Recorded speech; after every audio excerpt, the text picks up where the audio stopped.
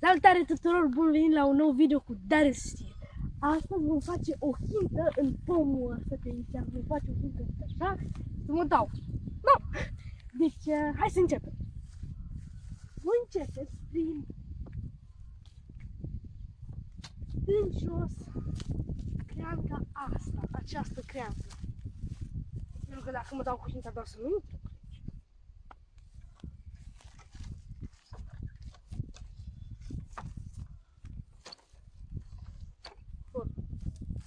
A pus cara. Acum iau trăitorul de creci. Iau. Și încet și cu grijă o tai.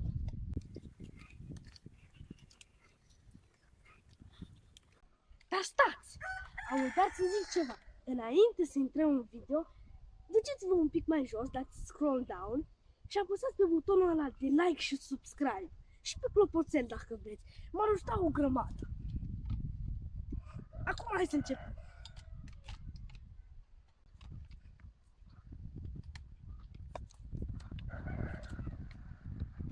Da, e gata, gata. Ok, cred că am nevoie de un fierăstrău.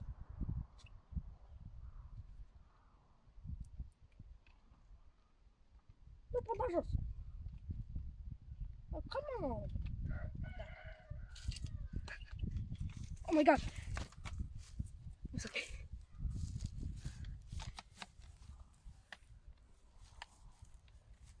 Mă duc după fierăstrău.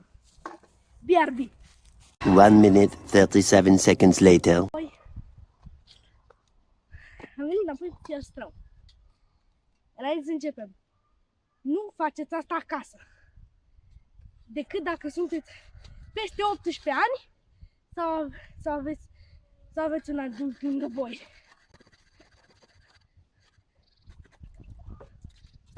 Stai, să stau un pic mai încolo. Da.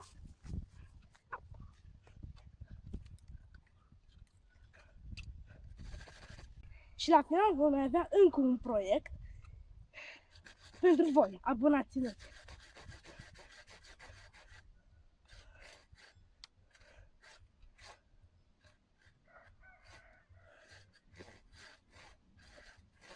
Deci stați până la final să vedeți ce este.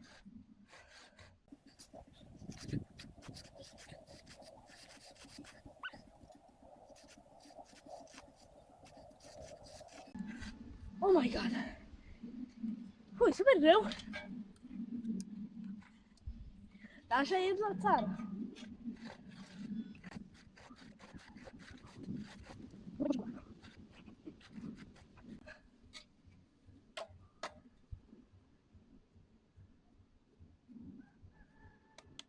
Am curățat ca să taie mai bine. Opa! Să am grijă acum.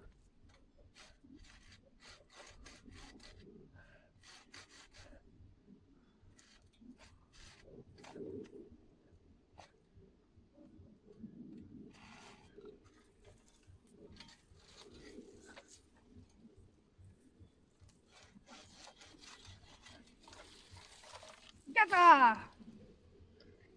Creanga numărul 1 a fost dată jos. Acum mai am creanga asta, asta, asta și asta. Dar asta ne calificăm cu ele cu tăietorul de creci.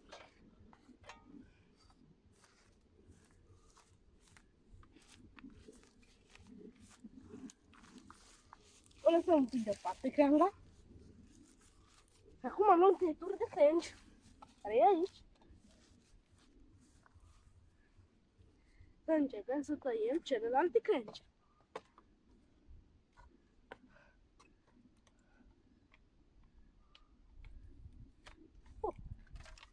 Unu, 2, 3. Asta îmi trebuie cu mâna. Sau... Da. Am fierăstrăul de pe cealaltă parte, dar voi muta un pic scara.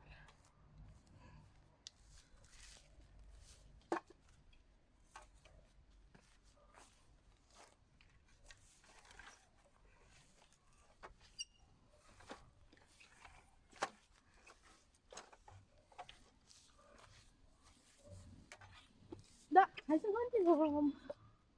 Bun. Asta și asta.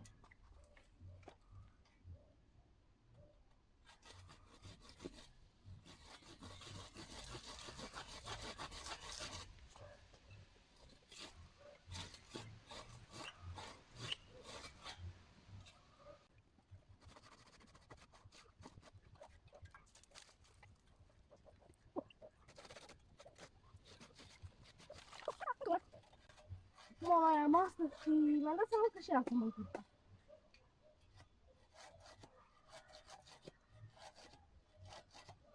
Ok, nu e nicio problemă. A trebuit să faci mai din coace un pic, pentru că acolo mă tot profes într-o creangă.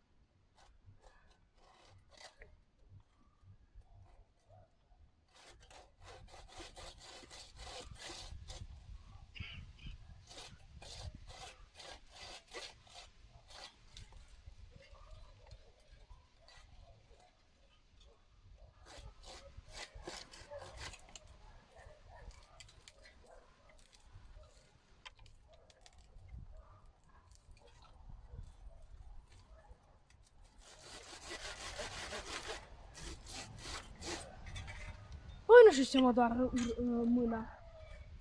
Adică cei de la oraș, de la sat, sigur știu. Dar nu mă discriminez aia de la oraș. Foarte bine. Bun. Asta, asta și asta. De ce nu chem? Are rost de câinele meu. Un ori.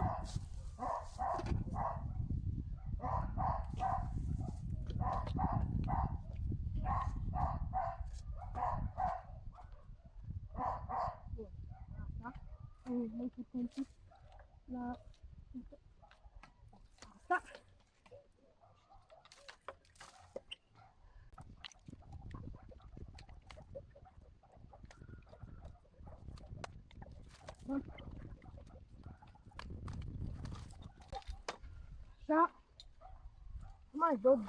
Am mai dat vreo două crengi.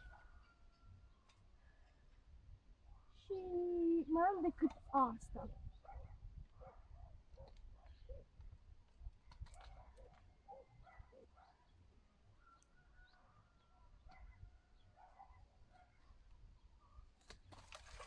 Bun. Am tăiat încă o creangă. Eu zic că putem să începem să facem hinta.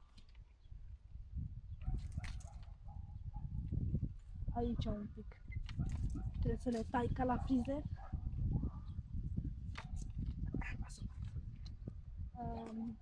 Da. Putem să începem să facem hinta.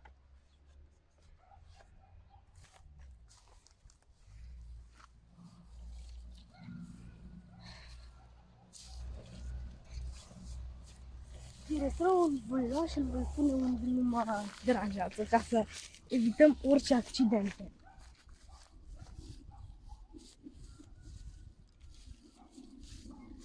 Aici e spara.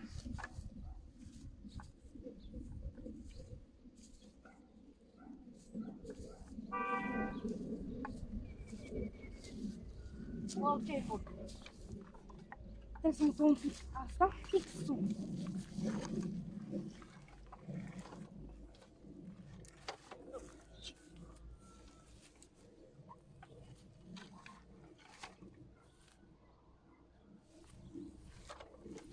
Așa. Ține bine, se ține bine.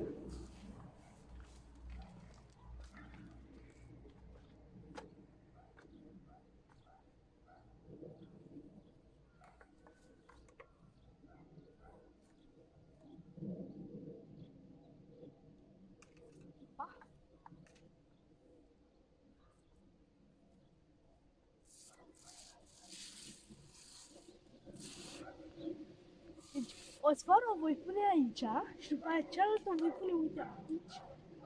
Aici. Nu știu. Oh my god.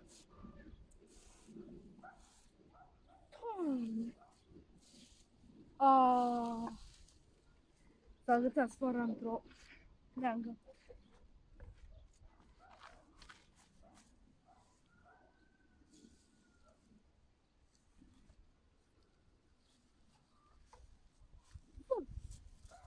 afară. De acolo. Am eliberat-o. Bun. Mie mi se pare că aici e bine făcut.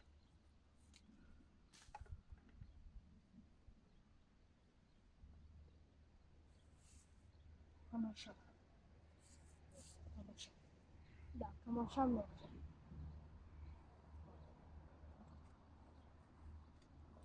Și pe aia voi pune a doua sfoară. Asta e foarte periculos.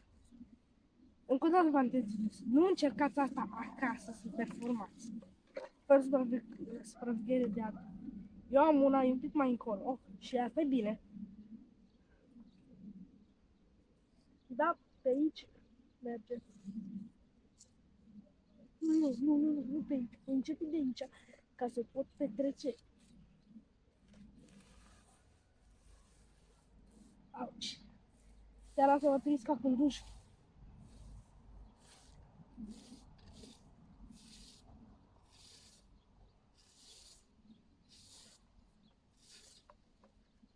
Bun, bam.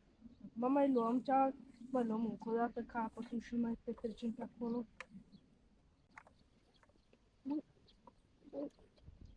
Nici? Și mă tragem încă o dată. Nu am idee.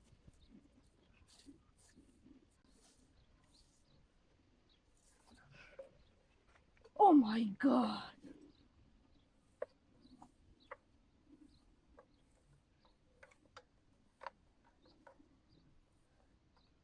Așa.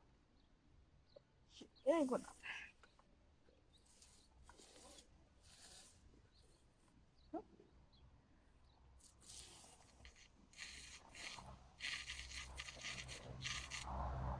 Pui. Încă o dată. Până va ajunge la același nivel cu oața asta. Și după aia voi pune hinta și o stop pe stop.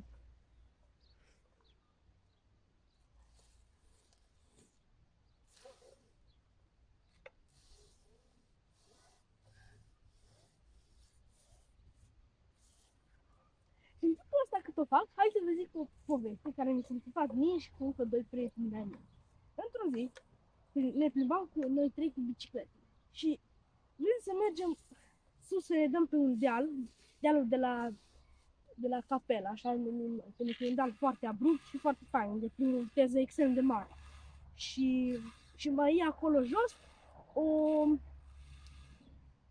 o grămadă de pietre din alea gri sau micuțe care se folosesc la construcții. Și noi foloseam pe aia ca rampă. Mergem toți trei sus și ne dăm jos. Primul ajunge Denis, un prieten de-a meu. După aia ajunge Emi, un alt prieten. Și după aia eu eram cam la 3 metri în spatele lui Emi. Și era foarte amuzantă. Emi ajunge acolo jos, sare rampa și nu știu de ce o oprit pentru vreo 2-3 secunde. Și alea 2-3 secunde au fost de ajuns ca eu să ajung acolo, să sar rampa, să fie de ajuns și numai atât am reușit să strig. Oh my god! Și am intrat în el. Am râs după aia memul zilei. Ziceți în comentarii dacă v-a plăcut povestea asta.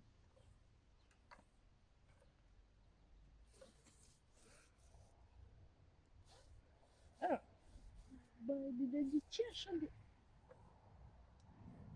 Asta ideea e că tot fac așa.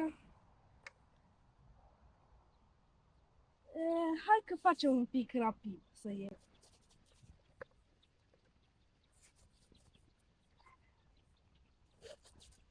Mai. Bun.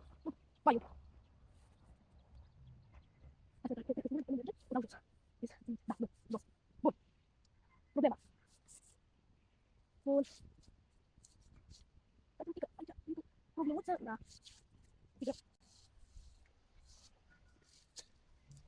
Bun.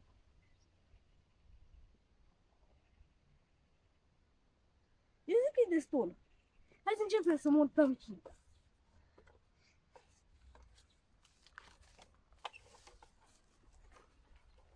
Da.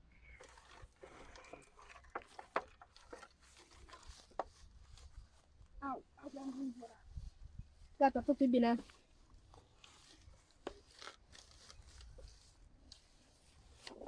Gata, gata. Dar acum trebuie să începem să montăm hinta. Adică scândura de hintă. Uitați aici hinta. Mărișoara.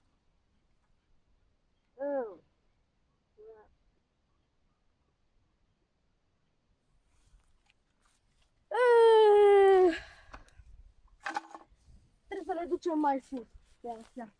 Așa, prima oară trebuie să punem toate lemnele astea la o parte.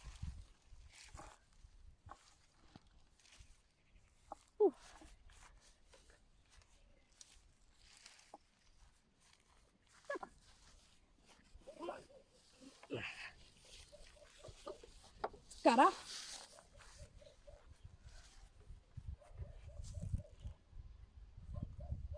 Asta.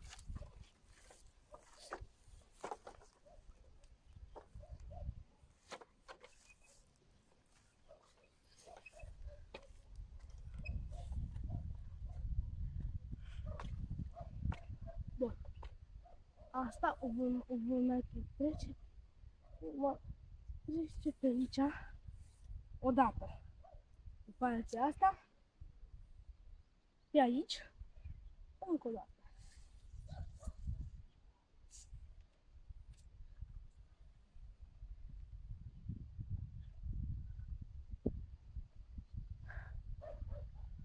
Hey, yo, what? It's okay. Nu, mă! E prea sus. Acum, zice și mie cum să fac. Oh!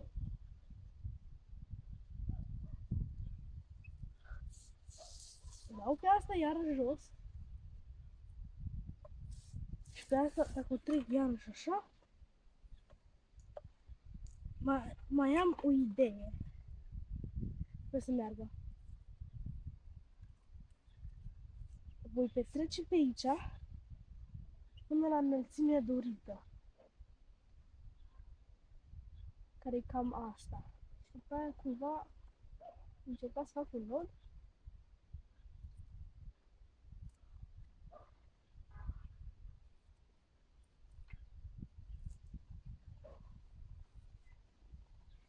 Un băț îmi trebuie mie acum.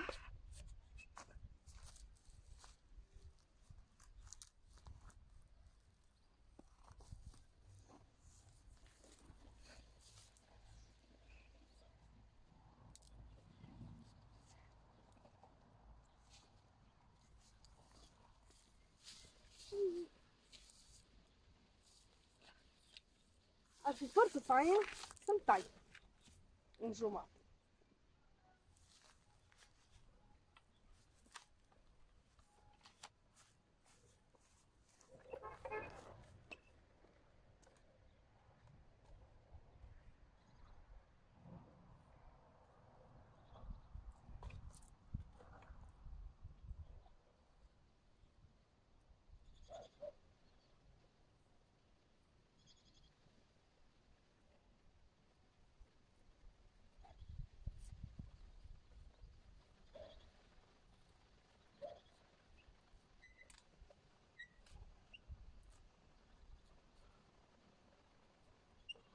Gata.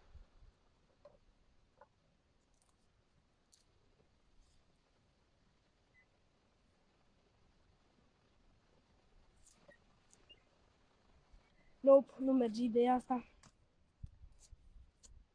O fac în prima oară.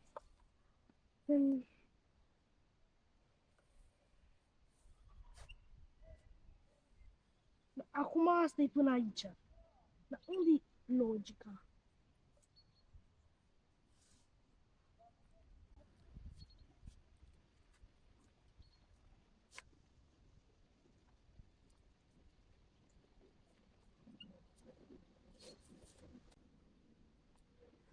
Vreau să văd ceva. Oh my god!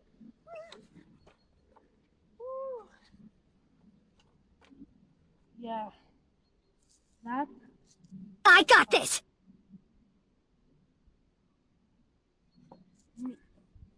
Nici asta. Dau un pic așa.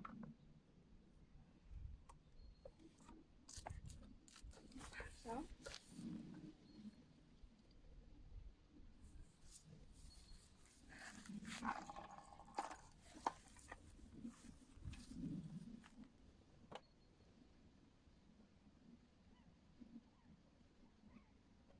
E fix așa sunt trebuie. Da. Nu să mergem.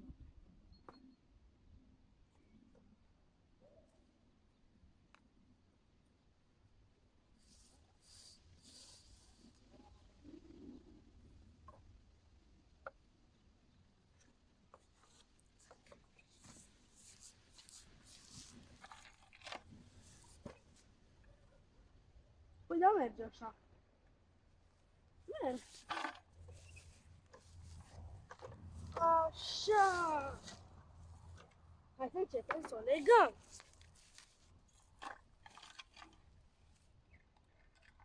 Dar trebuie să fac o legare în așa fel.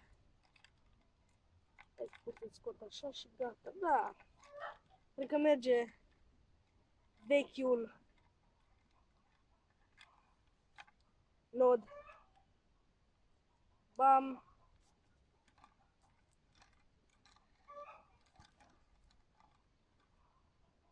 Nu e prea mic. Prea mic.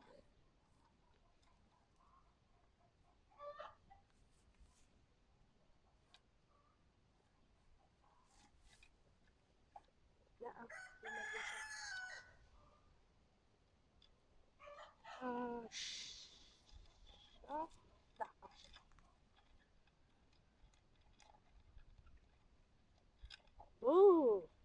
Dar de ce e mică de fiecare dată?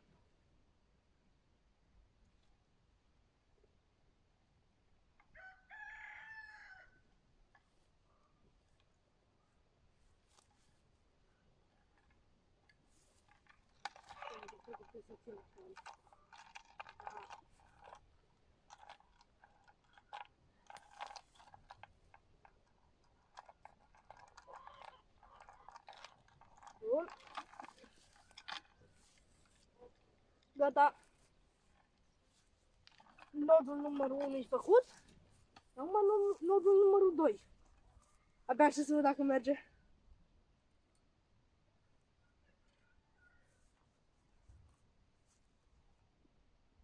Sper să am destinată.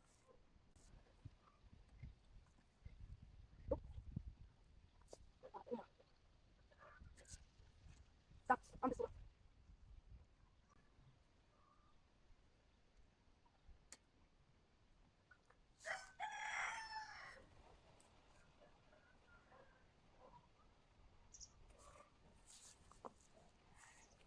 Hai să testăm. Oh my god! Oh my god! Oh my god! Mà qua mau ta, tao bị Funcționează! Wow! Scrieți în comentarii cât dați de la 1 la 10 rating. În comentarii scrieți, vreau să știu foarte tare. Merge perfect! Mà qua mau ta, tao bị Fix cum vroiam. Bun. Am uitat să vă menționez la începutul videoului, adică v-am menționat că am un singur proiect. Încă un proiect de făcut azi, dar de fapt mai am încă unul side quest. Așa. Azi, când mă pregăteam să fac video, am dat eu o bucată de metal de aici în pământ. O să scot din pământ să vă arăt. Dar prima oară trebuie să duc toate scolele înapoi.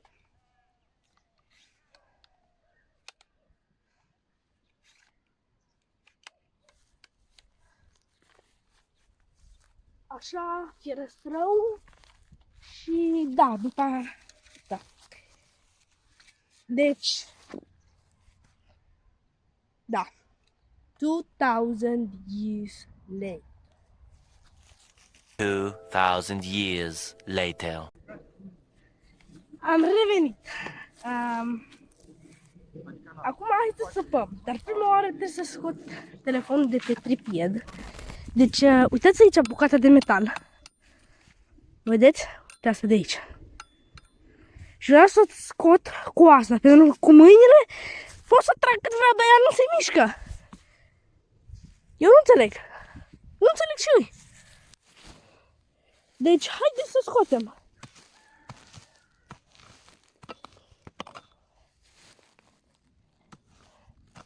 Bă, se duce. 1 minute 37 seconds later. Uitați aici.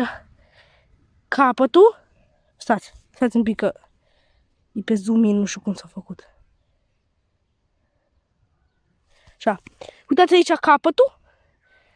Și aici eu cât am săpat și încă îi. Da. Foarte greu. Stați un pic ca să vedeți mai bine. M-am gândit la o altă modalitate. Îl pun înapoi pe... Am vrut să zic că pun telefonul pe tripied și filmez de pe el, așa. Dar a fost o mică cut pentru că s-a întrerupt video. Nu știu de ce. Am apăsat poate eu pe un buton. Deci hai să continuăm.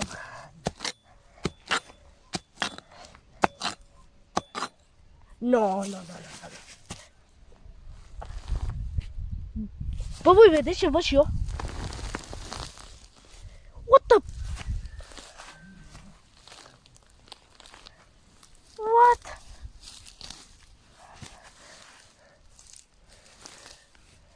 Și ea încă se duce.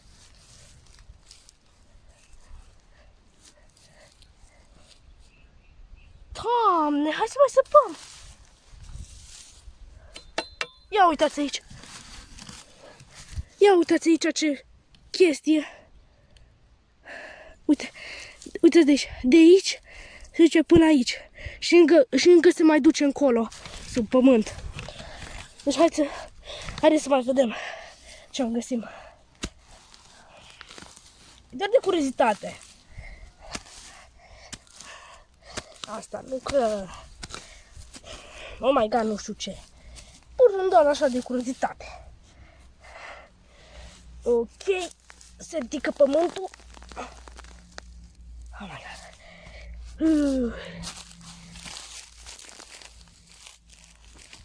Am scos-o. Ia uitați aici. Bucată de fier. Stați să încerc să o repar, că e un pic îndoită într-un loc. Nu pot, acum. Ia uitați aici. De aici până aici. Până uite aici. E imensă. Vreo jumătate de metru dacă are, dacă nu chiar unul întreg. E bombă. Dar bun. Acum, hai să mergem la proiectul surpriză de care am zis la începutul videoclipului. Va fi... Stați, scuze. Va fi un terariu făcut pentru un... pentru un ou de călugăriță care l-am găsit. Dacă nu știți cum arată o călugăriță, vă voi pune o poză pe ecran acum. Dar și ou de călugăriță îl am eu. Și o să vi-l arăt acum.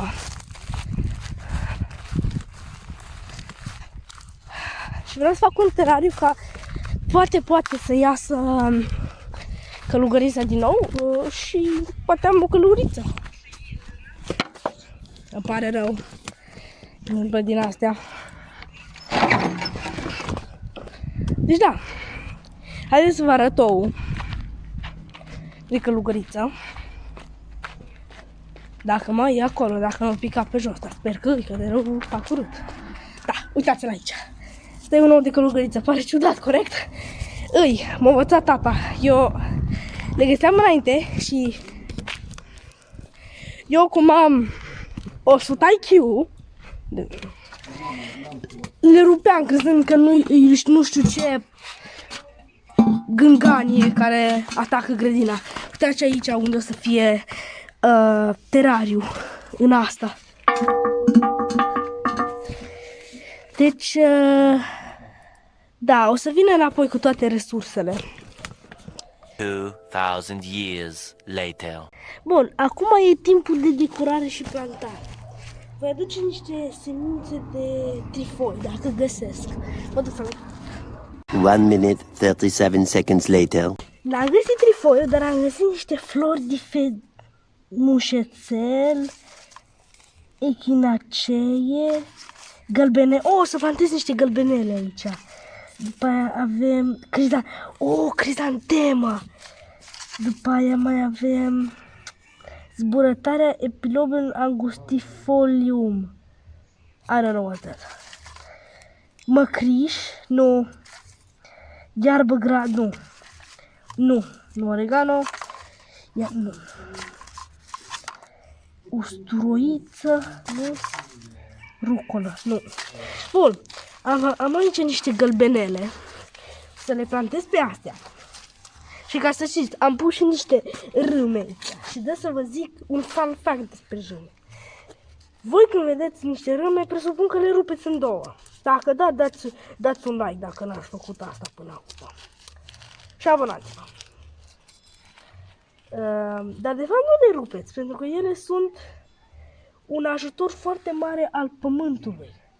Vă plăcut vreodată să mergeți să vedeți pământul tare ca piatra, rău de tot, foarte urât. Și de ce se întâmplă asta? Adică nu doar din cauza că voi le rupeți râmele. Sau le necați din astea. Nu vă învinovățesc, dar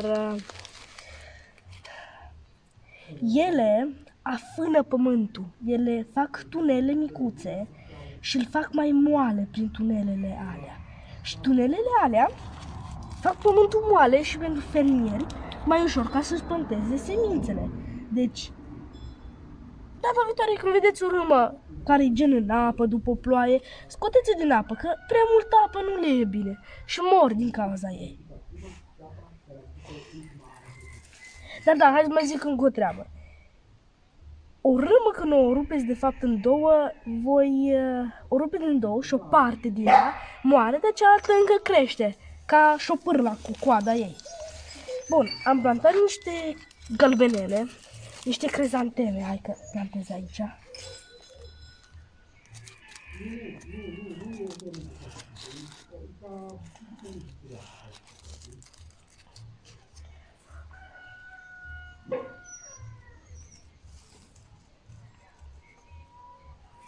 Gata. Crizantemă, mușețel.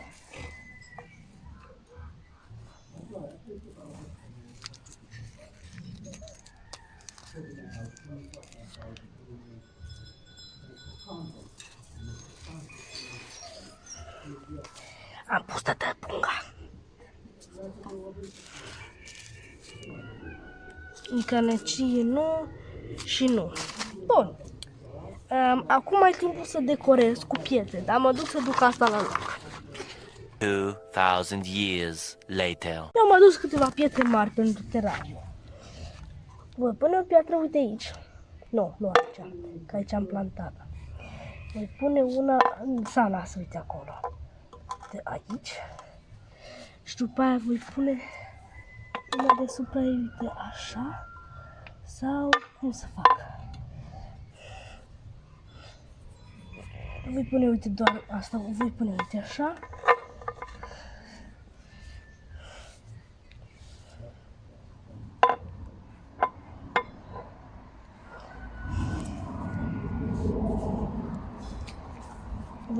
Voi pune piatra asta, uite aici. Nu, asta e prea mare. E cam mare. Voi face o gaură aici în pământ. Și voi pune piatra asta rotundă, uite acolo. Parcă să acoperi intrarea.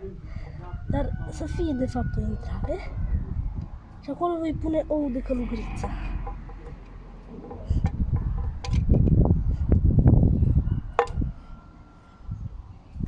Bun.